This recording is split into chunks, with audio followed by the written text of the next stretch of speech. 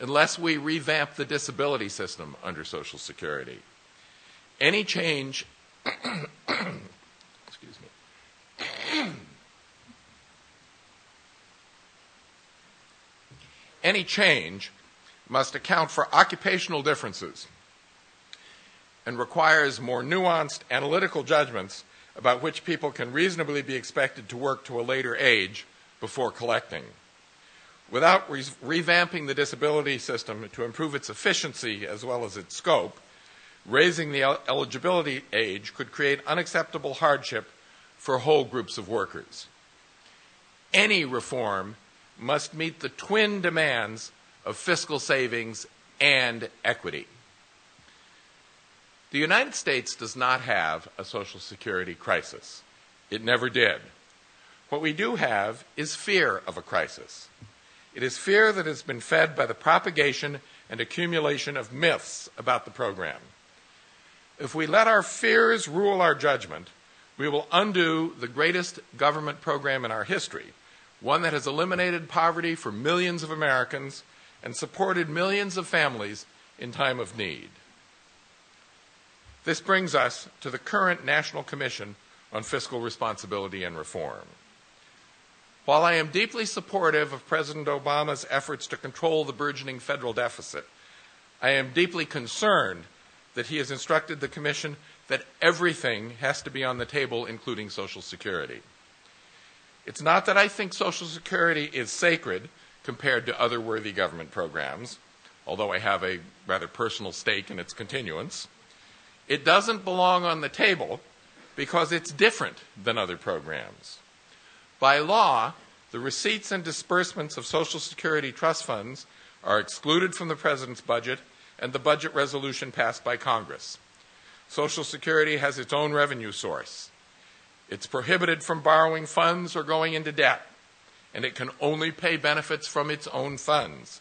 Social Security should be out of the reach of the Budget Deficit Commission because it is not part of the federal budget. Since Social Security has not contributed in any way to the deficit, it makes no sense to consider it as part of the solution.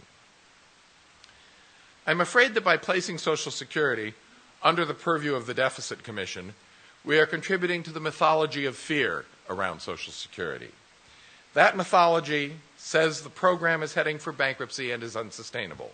That mythology says the program will not be there for our children and our children's children. I am concerned that also, although Social Security contributes nothing to the deficit, it will be targeted by its enemies on the Commission. Its enemies have failed in their frontal assaults on Social Security, but now they have been given cover by a deficit commission. The opponents of Social Security have been biding their time, waiting for an opportunity to attack Social Security without being seen as attacking it. The Deficit Commission could be that opportunity.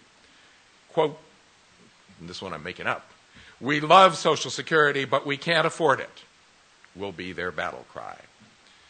The recent tirade by Deficit Commission co-chair Alan Simpson only confirms my suspicions, lest anyone think I'm being overly alarmist. Facts have not gotten in the way of his determination to target Social Security. Let's examine some of his statements.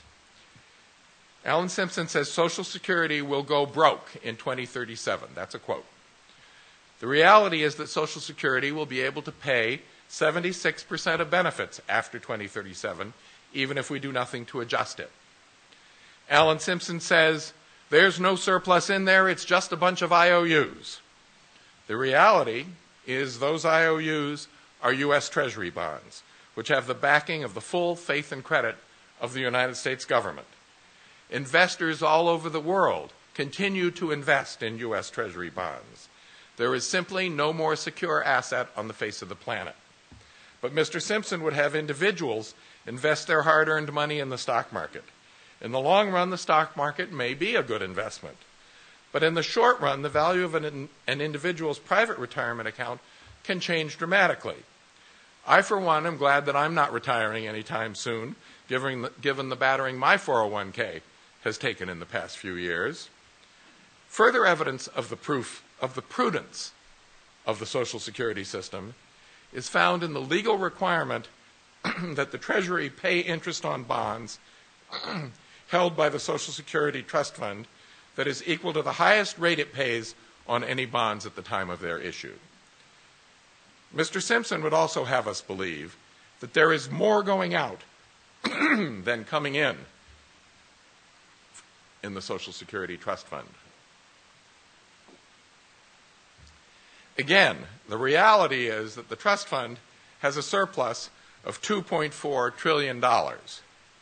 That surplus is projected to grow for the next 13 years, despite all those baby boomers starting to receive monthly checks. As Paul Krugman recently pointed out on his blog, the deficit hawks want to have it both ways when it comes to Social Security.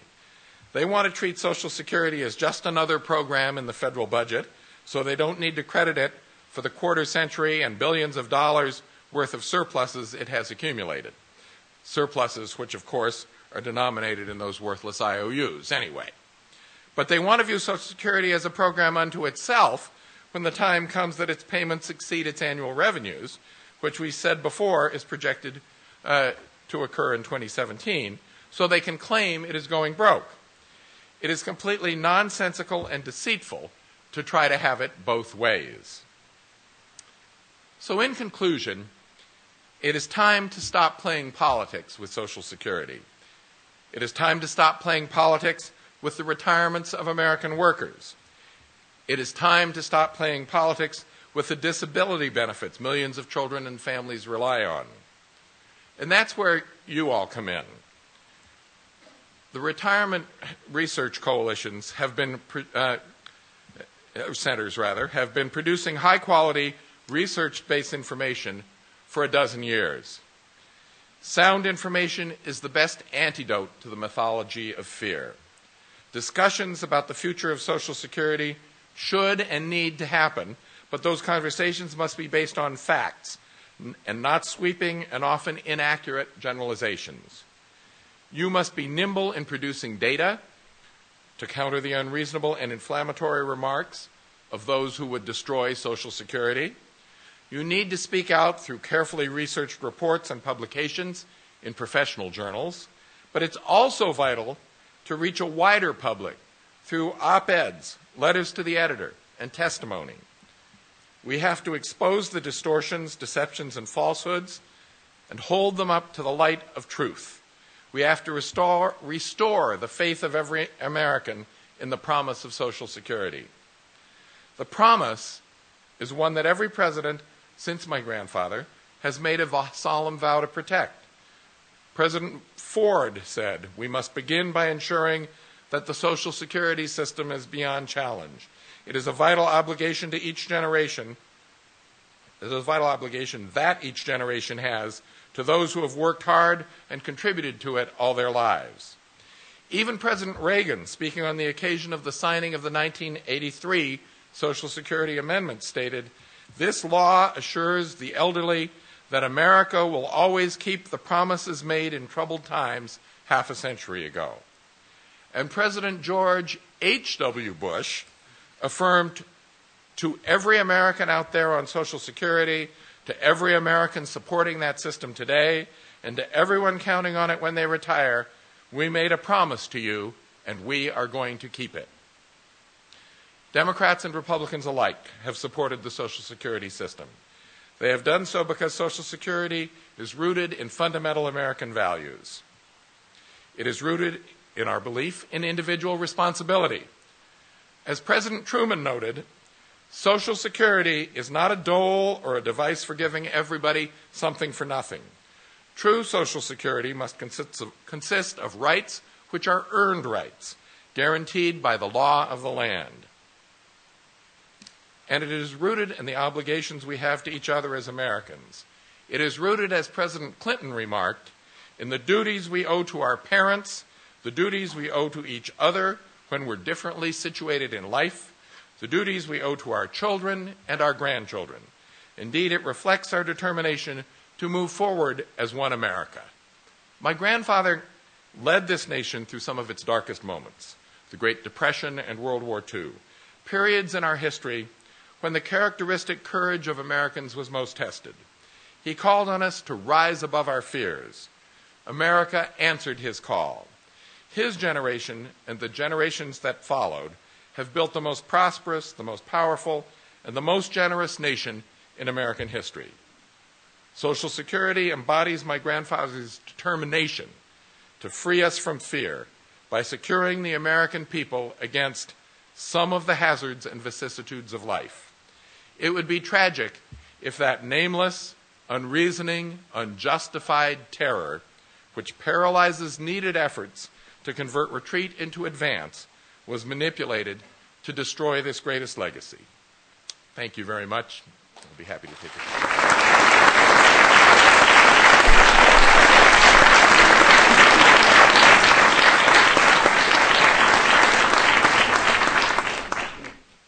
I want to thank James Roosevelt for a stirring recognition of the anniversary of a key program coming up in a week, and he's given a very confident and stirring reminder of that. And I also want to thank him for recognizing the RRC's role in the last 12 years in trying to do research about the program and lay the foundation, the scientific foundation for discussions of possible policy changes and so on. Mr. Roosevelt has graciously agreed to take a couple of questions. I'll keep that promise. Yeah. So if you, we have microphones in the aisles. If you would identify yourself and try to keep your questions brief, as always. My name is Philip Smelser with Financial Education Achievement in Florida. Mr. Roosevelt, could you, in your opinion, give us some thoughts on what the motivations are from the folks that are enemies or critics of Social Security? I really can't speak about the motivations of anyone other than myself, but I believe that there are ideological differences. I believe that there are, as I alluded to, those who simply believe in each person for himself or herself concept of society, particularly American society. And so I think that individualistic, libertarian approach gets carried to an extreme and overlooks that Social Security is a program that is based in individual responsibility. It's based on people's earnings and contributions of them and their employers during their working lifetimes. And I think they let their ideology blind them to that basis.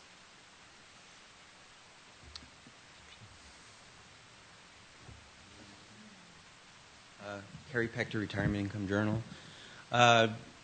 Assuming even though that the surplus does exist and needs to be honored because those are treasury bonds, the fact that the money has been used in lieu of raising taxes in the past will have to be replaced by additional taxes in the future over and above the taxes involved in tweaking the system. And I think that's one of the main arguments. And how would you respond to that? Mm-hmm. I think what frequently happens is conflating two situations. One is the soundness of Social Security as a program in and of itself. And the other is the ability of the investor to pay off on its debt. The investor in this case is the United States government. It is true that the government will have to take steps, which the Deficit Commission should be addressing, to have sufficient revenues and to have prudent programs in a balance so that it can meet its obligations. This is just as true of any other business in America, any insurer in America. When a life insurance company collects premiums, it invests them, and it has to continue to collect premiums in order and the people that it lends those monies to have to continue to generate payments.